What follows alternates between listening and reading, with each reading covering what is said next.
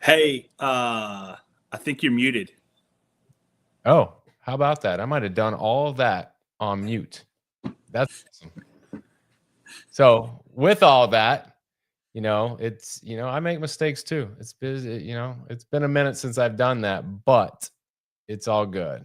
Now that I have sound and I've done something very stupid. I'm not going back on it. I will say the show's brought to you by Old Dominic Distillery. OldDominicDistillery.com. Best bourbon, vodka, whiskey, and gin on the planet. Pick it up for your holiday parties. Matt Evans has tried it. He knows. He knows what's up. I had a glass this Saturday.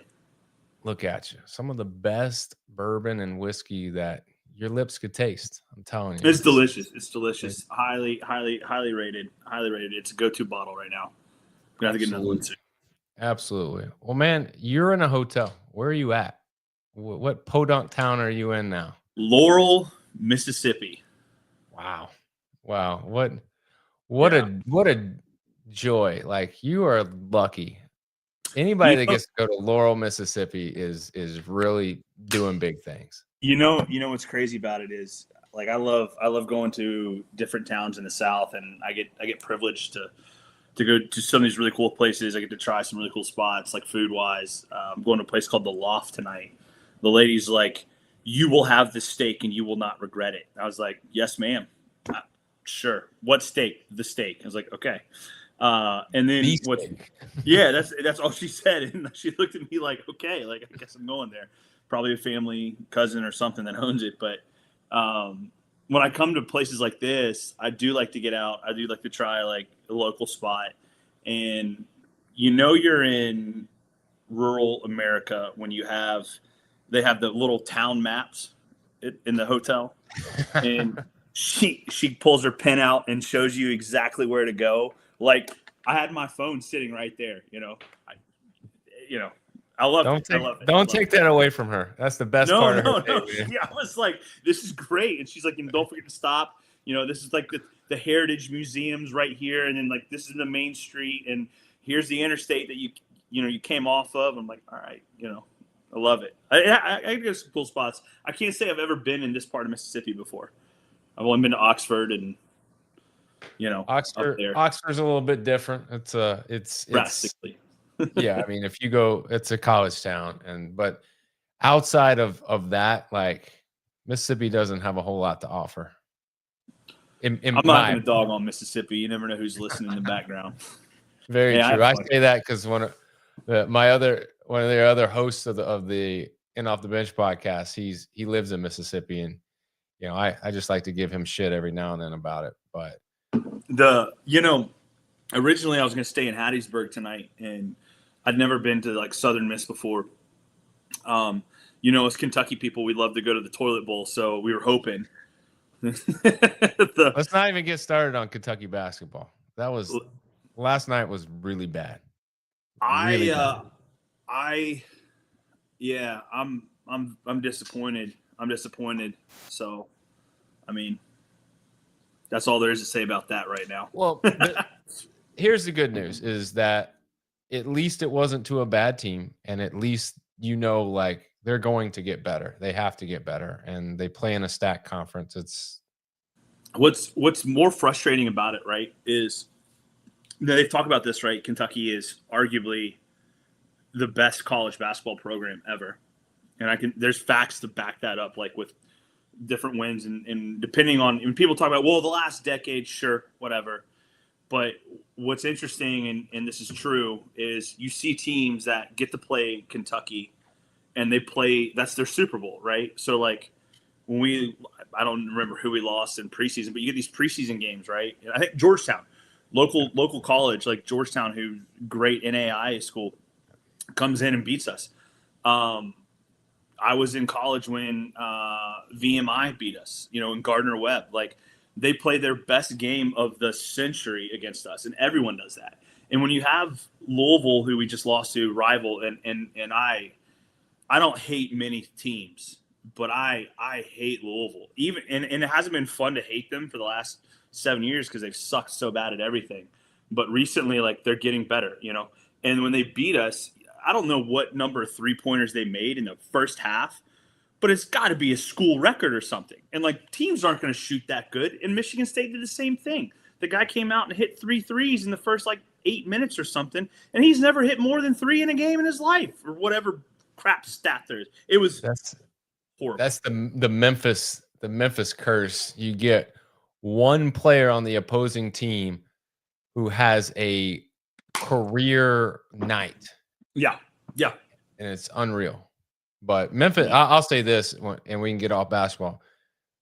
I feel your pain. Memphis is going to struggle. Our non-conference is very difficult. We play Purdue tomorrow, which we got Louisville, we got Vanderbilt, we got Baylor, we've got possibly Texas Tech. Like it's gonna be bad.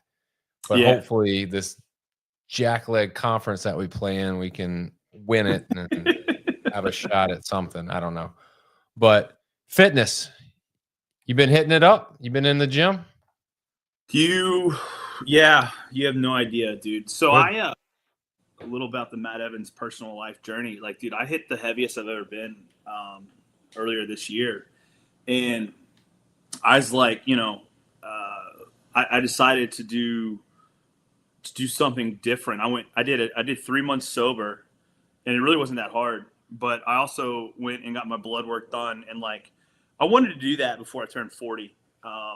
And because I was like, something's not right. I have the motivation. I love working out, but like I was having a hard time. And obviously being a new dad and stuff, having a company and like building life and stability, right?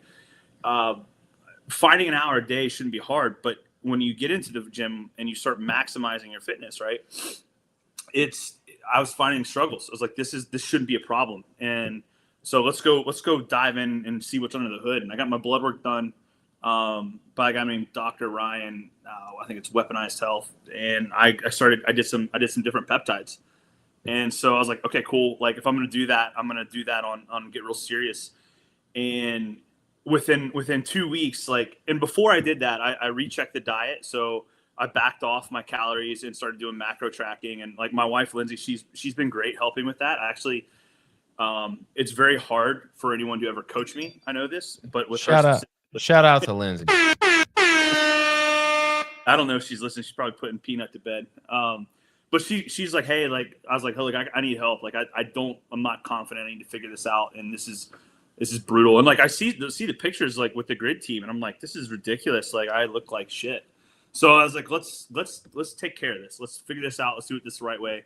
And when I got my panel back, I was like, oh God, like there's nothing super alarming, but it was to a point where I'm like, okay, that makes sense.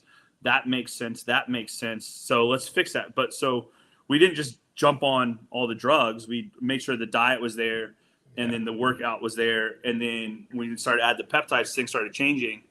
And I've maintained that level of intensity, right? So 2 a day is getting back there. And then now I also have some motivation because I have to go do Army stuff for 4.5 months in January.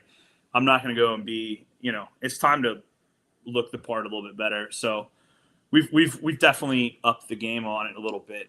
And hey, shout out to peptides, dude. If anyone out there is like trying to like figure that part out, don't abuse it, but shoot, get on that stuff. I guess I'm not supposed to say that for grid athletes, but I'll edit it out. It's like you never said it. Yeah, no. No. I think there's some good things for that. I think there's a really, I think the biggest thing that you're missing, man, is there's people at home that now it's different. Now you have not that you didn't have a reason before, but now there's a distinct reason to get yourself together, the primal instinct when you have a kid. And like I used to, I don't like to say I laughed at dads before. I mean, we talked about this on the Dad Cast a little bit. We need to do episode 2. But one thing that gets me is like the dad strength, right? The dad strength hit me. I don't know, probably when she hit, like when before I did the peptides, but I was like, okay, like I can still lift heavy. But the other day I went to the gym and like, hey, for some people, squatting 400 pounds is lightweight. But like for me, I love squatting, but I haven't tried to max out in forever. At an LA Fitness, after like a long week, I just decided to go for it, and I hit it with ease. I was like, I did it in Brooks. I didn't no lifters, no belt, nothing. And I was like, I was able to walk in, or I was able to walk the next day, let alone go for a run. I was like, that's crazy. So like the dad strength hit. Oh my god, dude! Like that instinct. Like, yeah, it's fun. Real shit. I mean, that's nice, man. I mean, hopping in there and hitting 400, obviously, got to be a little bit of motivation too. Like, all right, shit. Like I'm like getting my shit together. Like I'm feeling good. The weights are on there. Like, let's go. Yeah, But anytime you put 4 wagon wheels up there, you're feeling pretty good. I mean, no, that's and you get under it, right? Like, also, I'm at an LA Fitness where everyone knows this trend. Everyone knows the trend. I'm at a gym where they don't train legs, so I go over in the back corner, and it's appropriate for me to grunt when you have that many to get a little bit of definitely. I let them know. I let them know what's up. Everybody knows when you're squatting. It's funny. It's funny. Like I'm not that loud and aggressive, but it is comical when that happens. Yeah, for sure. So I haven't talked to you since the end of last season, as far as like on the podcast. But yeah, thinking back with the Breakers last season, how would you grade it if you're going to grade it A, B, C, D, F? Like, how would you grade it looking back on it now? So, which is a good way to look at it, because I think in the moment, like it's been some time, you've been able to process it, so now you can probably look at it in a different view. But like now, what do you grade it? The gut reaction is I immediately when you asked this question, and I didn't know you were going to ask this, but I probably should have suspected it. I immediately think back to that podcast where like, look, it's championship or bust. And I think this was my 5th year being involved with Grid, first year being involved on the team side. What is really standing out to me is it's really cool the accolades our players got. It's really cool that we got the coach of the year. It's really cool that we have a fantastic returning squad. Like we have all the stuff for another year to do that. What is even cooler is that I personally feel that we were a culture-bearing team this year that helped solidify what not just some other teams were doing, but for us moving forward, we were giving a blueprint to the league for what successful teams look like, right? Maybe I'm off base by saying that, but I really think like with conversations I've had with some of the other coaches and other assistants, and other players, people noticed us this year, and which is cool. We weren't just the Breakers of decades past. But to go to your question, man, to grade it, like I don't like having a letter grade, but we failed our goal of the championship or bust, right? So that's an F. But as for solidifying a brand and solidifying a culture moving forward, we did well. Uh-oh. Hold on. Hornadate's just saying 100. Everything you're saying. Oh. And the other thing that from a grading the season standpoint, I'm gonna zoom out from just the Breakers. I think what Grid League as a whole did this year, right? The championship event, from level of athletes, I think the right teams were there. I think from a sport spectator standpoint, the people that the teams that were there, and I'll say it, like we shit the bed as a team. I'm not going to sugarcoat it. Like the Breakers, maybe the moment was too big for us. I'm going to say that I was a little baffled in the result of the Sharks and the Brigade with how they ended up showing out. And I mean, that was, I did not see that coming. I mean, this is how when you get there in the season, you can't have that day be your worst day. You just can't. And I think for the Brigade, like that day was their worst day. It looked bad. I mean, they were, I would say, if you want to talk about consistency, they were very consistent the entire season with what they were able to do, what they were yeah. able to accomplish. And, everybody thought it would be the same. I mean, I would probably say that people were expecting that to be a very, very close match, much like what we saw, previous to that in Dallas. But it didn't really, it kind of, it didn't meet standard just because they just had an off day. But for you guys, you had opportunities. I don't think the brigade, as they got into it, you kind of the opportunities left. But for y'all, started slow but gained an advantage and had opportunities to put it away and win. And it just There were, in regards to the Brigade Sharks match, there were. I can't comment on the team aspect. You're not behind the scenes. No one's behind the scenes. You hear comments from players afterwards out of anger and fear and not fear, excuse me, out of anger and sadness and frustration. But I don't know if it was the experience of the Sharks losing, in key pivotal moments that prepared them for that. One of the Sharks player, Blake Kidder, made a comment either on I think on a podcast. He made a couple different times that from the beginning of the season, they thought of everything as the championship, and that's their mindset. So when they walked out that day, there was nothing they did that looked different. There was nothing they did, but the Brigade and the Breakers, when we showed up for that first match, same thing with the Lions. Hey, you can't discredit the Lions. The Lions had to go A to B, and that's they were going to be in it.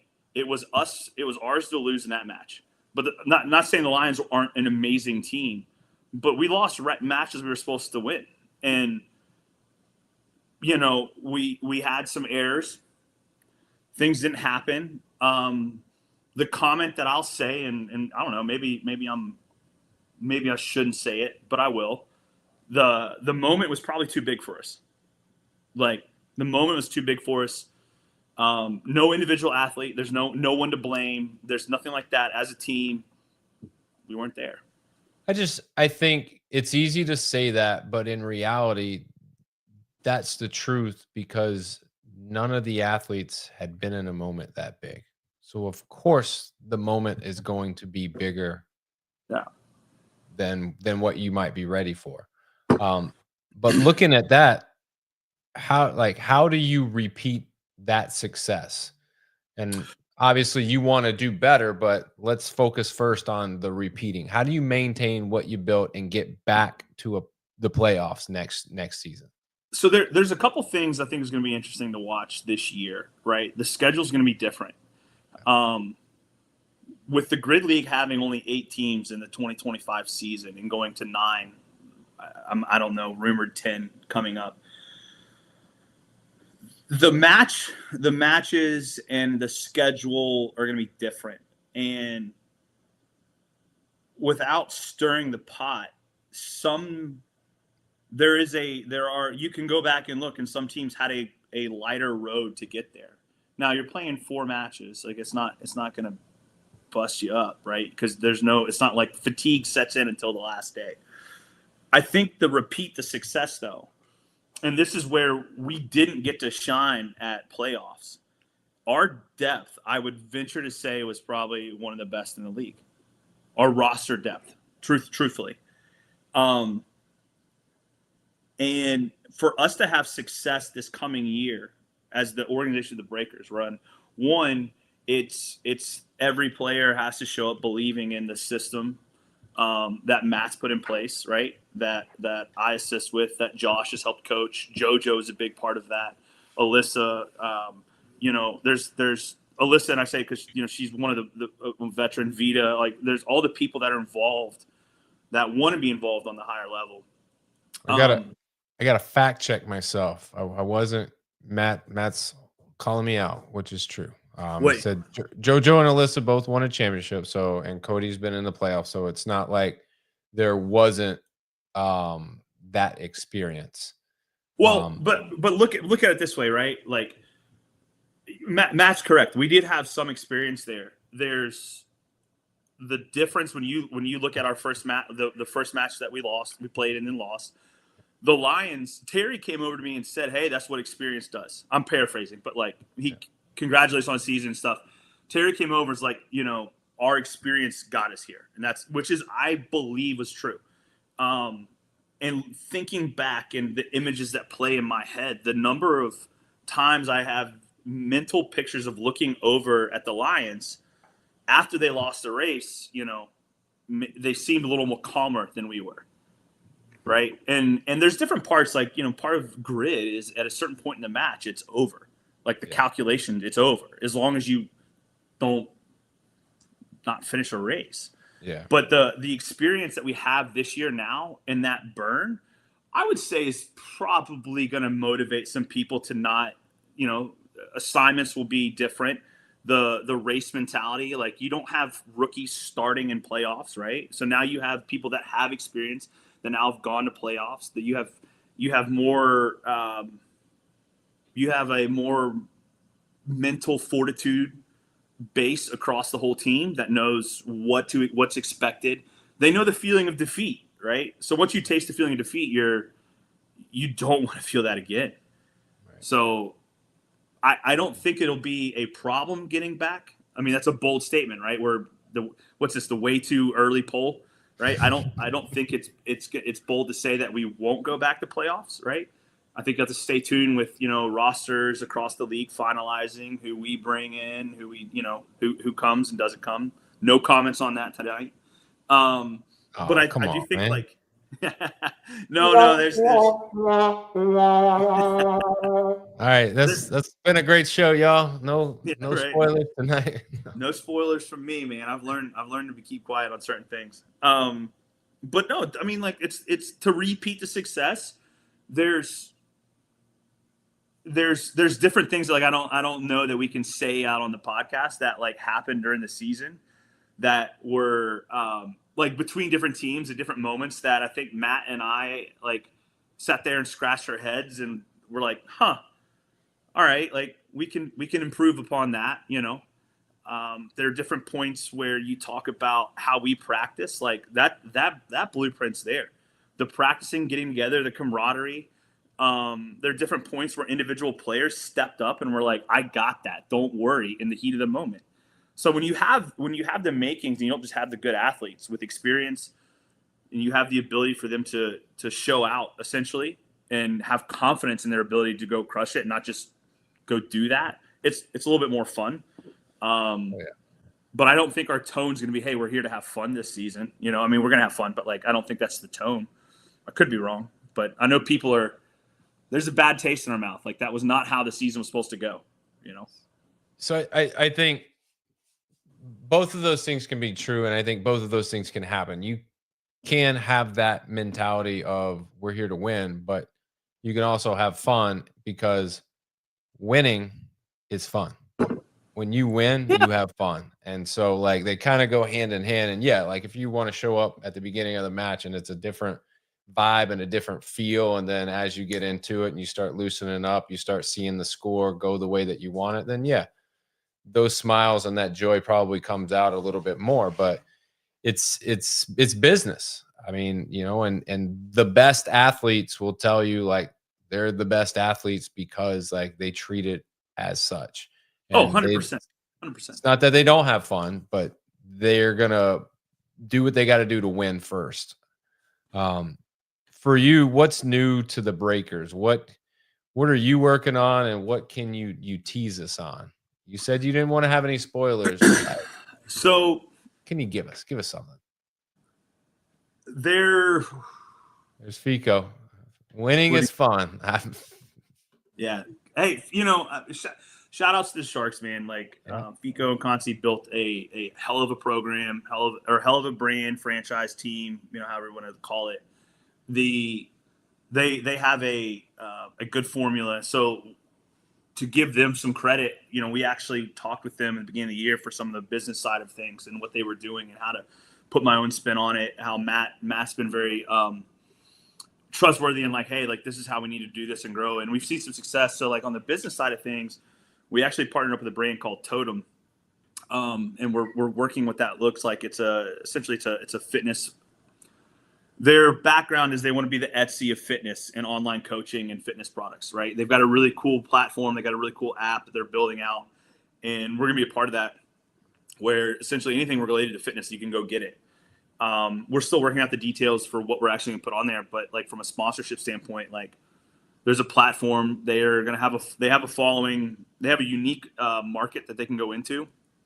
In regards with different larger companies that have like that have HSAs that you can go on an HSA website and buy stuff. Like they're going to be able to do that through the app, and so we'll be able to bring more viewers to Grid, but through a different avenue, not just like online or on the YouTube channel, but through products like stuff that we're promoting, stuff that we're partnered with. So for the business side of things, like we cracked a pretty cool sponsor with them, and we hope that works out. And then, from a player management and player management and roster side of things, there might be some new faces. There might be some old faces, Da da da da da. I don't really. I mean, I had Matt Hornaday on not too long ago, and he said the same thing. And I gave him the benefit of the doubt because it was a little bit earlier. Now we're getting later. At what point are we going to start letting people know? I'm a little embarrassed. Like, I don't know the timeline right now. It's been a hectic 45 days for the Evans household. Yeah. So the timeline for letting people know, I do not know off the top of my head. I know we're waiting for some season dates unless they've been released the last couple of days. This past season, being married to Lindsay, a director of the league, I'm very, I guess that's the title. I don't know. She keeps a lot of things separate from me. I have to find out the normal way of people instead of just like, hey babe, what's going on? Give me the 411. No, the Breakers, we started a trend, and I'm sure if anyone from the Palms are on here, but we did the alternate jersey this year, and we changed up our color. And so like, I hope other teams do that, right? Stay tuned for what our color is going to be this year. I don't even know what it's going to be this year. I know we talked about it. We had some really cool designs, but we'll see. I'm excited. The cool thing is that we solidified another foundation. So the Grid did a really good job hopping on the bus as soon as champs are over and playoffs are over to start next year and not a dead period. So a lot of props to them, and tireless work to get it going. I'm really excited for next year to see, because we had athletes come from across the world to come play and participate. So the growth of the sport, the true organic growth that we're having is something to be cool. When it comes to talking about players and personnel, again, I've never been shy with some of my thoughts, but I know there was a lot of preseason flack last year about who and what personalities the Breakers brought on. And a lot of I'm just going to say it, there was a lot of BS, that was floating around in the roar of Grid League. But, when you look at it, I would make an argument that we were one of the closest knit teams that we had, and that Grid's ever seen, from the sense of how we practiced, how we communicated, how we talked. Then I think Matt and I talked on average during the season every other day, if not more, on stuff that was going on. Right. So we, like I said in the original podcast that I met with you, we ran it like a business and like a true sports team. And I hope other teams are doing that. Right. I'd like for the growth of the league, but there's not a whole lot of new things that are going to change from our standpoint. I should put Warner Breaker, by the way. I didn't even think about that. It's all good. You don't have to reinvent the wheel. You've already done that. You know what the blueprint is. Now you just need to kind of fine tune some of those things. And I think once you have the sponsors and you have the right people, it's finding those extra little pieces that are going to put you over the top. So as we sit today, November 19th, looking at what the roster is, looking at what it potentially could be that you guys don't want to spoil, what are expectations for next season? Have you thought about it yet? No, Matt and I haven't had a call really on that. Like, it's kind of an unwritten, unspoken. Like, we know what the expectations are. The expectations are championship or bust, right? We're not in here for second place. With that being said, though, right? Like, there's different. I hope our players train differently, knowing what grid's like. You know, I hope there's a passion to level up, and I think there is. I really think there is. I think there's a passion to level up their individual games, right? So the cool thing is like I've seen, I've taken a little bit of a step back, but I still read our chat, the team check texts and stuff like that. But I think I still see people's stories, like, but I know that there's a drive now, like, you know, there's a drive for seeing to try new skills, to learn new skills, right? To fight for more playing time next year. Like we're gonna have those battles, and truthfully, it's only better for us as a team to have that, and then also to instill that kind of a, you know, you got to get better, or you're not going to be a good grid player. Not even, you know, and that's not just our team. That's everybody's team, right? Like, that's everybody's team. I'll tell you, when it comes to watching teams develop and stuff, only because, like, you know, we lost to them, but they had a change of ownership in the Lions. You know, shout out to the Lions. I think I'm really excited to see, like, you know, sad to see Jamie go and retire from coaching. Like, I hope she comes around. I hope she does some commentating. But I'm really excited to see how they develop as an organization. And, you know, anytime you have a coaching change, ownership change, you know, there's it's a lot of fire there to see, you know. So a lot of support, love and support to them. But I'm sure they're battling some of the same deals there. Yeah, it'll be different, I'm sure. But I mean, I think for them, they're re-signing a bunch of players that have a lot of good experience, and that matters. Obviously, you guys witnessed that last season.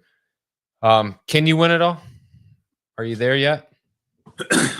Now that I know that Fico's in the chat, right? So, like, I've had this conversation before. I think there was an avenue for us to beat the Sharks last year in a perfect scenario, you know, 1 time out of 10, 5 times. I don't know. I think we had the athletes to do it. I think there was a road in a perfect situation where, you know, you have a tired Sharks and a tired Breakers. You know, I don't know. There's a lot of opportunities to say, like, the could you, woulda, shoulda scenarios. I would like to think that when you make it to playoffs, and I really thought this past year, this was the best playoffs I think I'd ever seen. I'm pretty sure I told Mather and Ruby that. I love the venue we were at.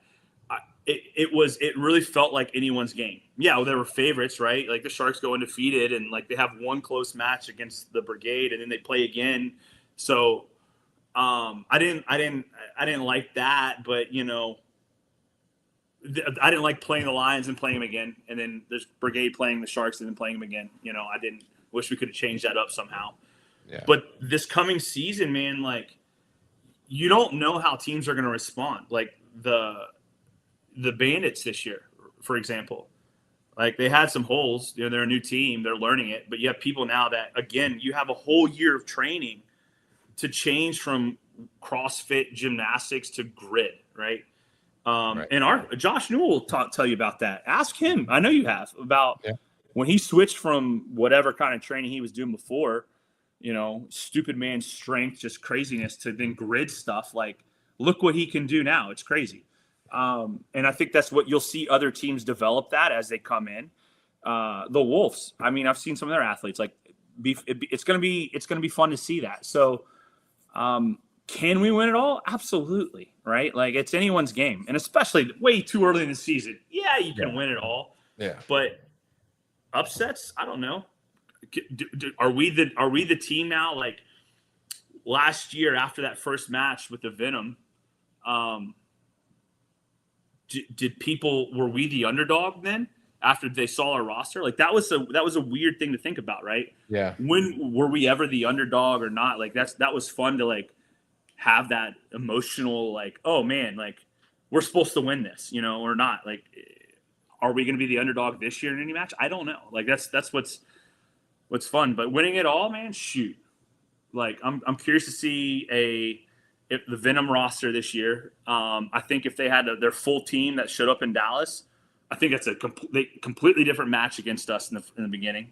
I'll give them credit on that. Like that's, I mean, completely different team in Dallas than when they were in the beginning of the year. Same thing with the Palms. You know, Briley wasn't there for the first two matches or second match, our match.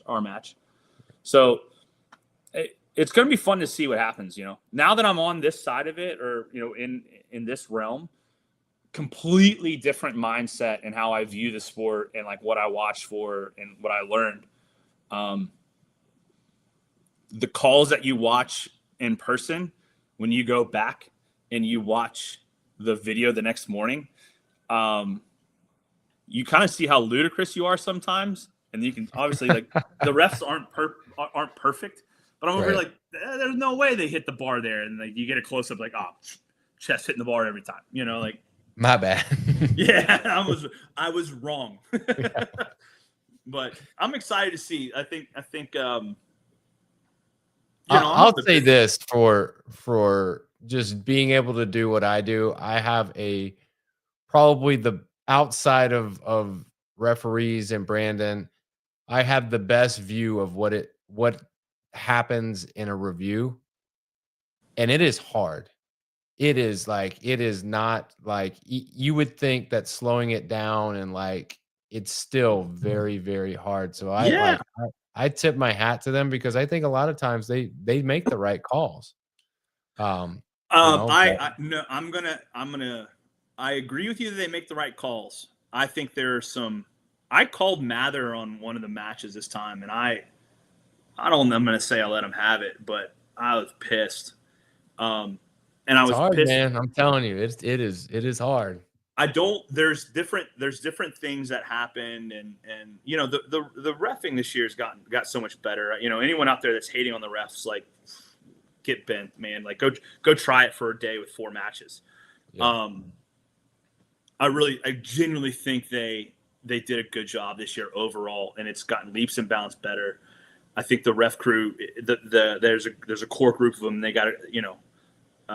They take pride in it, right? So anytime you have that, like as a volunteer in a paid position, and however we want to talk about that, they do a really good job. They do a really good job for what it is, and it's cool to see that, right? Brandon, you know, Brandon cares so much, and it shows, and I think it's made the sport better. Hell, judging some of that stuff isn't. I mean, a triple touch, you know, like No, thank you. Yeah, those are the ones that get me. You know, those are the ones that get me. But from the review standpoint, you're talking about, you saw a lot this year. That was cool. You guys standing over there, and then hey, I'll give him a shout out, Jason at Jason CF Media, meeting him this year at Champs and Playoffs. Great dude, so much fun, and I know he was loving it being right there, and you all doing the lane swaps and stuff. So much fun watching you guys do that. But the review, man, like, whew, I don't like some of the rules that we have and like what you're allowed to challenge, right? Like, I don't like that. If there's faults that were missed, if we challenge the wrong thing, but like it still impacted the race, and no, if it's wrong, it's wrong. And I know like that's a very generalist statement, but that was my take on it, right? Like a foul is a foul is a foul. Period. Yep. Period. You know. But until we get like some AI to watch everything, we're not gonna. I don't know. It might not be too far away, but we'll see. All right. I gotta go do dad stuff, man. Let's wrap this up. It's 8:00 my time. It's prime time your time. I mean, 8:15. Yeah. So, all right. I go get that steak from the loft.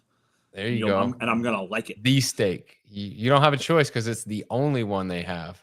No. Just a little heads up. Matt said this was hands down the closest group he's been involved with the grid, and he gave us a little tease. After we get the season dates, then we might see some more signees. Let's go. Let's do it. Yeah, but it's fun. It's fun. Yep. Always fun, dude. Always Yeah, fun. definitely. Anything you want to plug or promote? Man, shout out to Palm Beach Breakers. We're gonna crush this next season.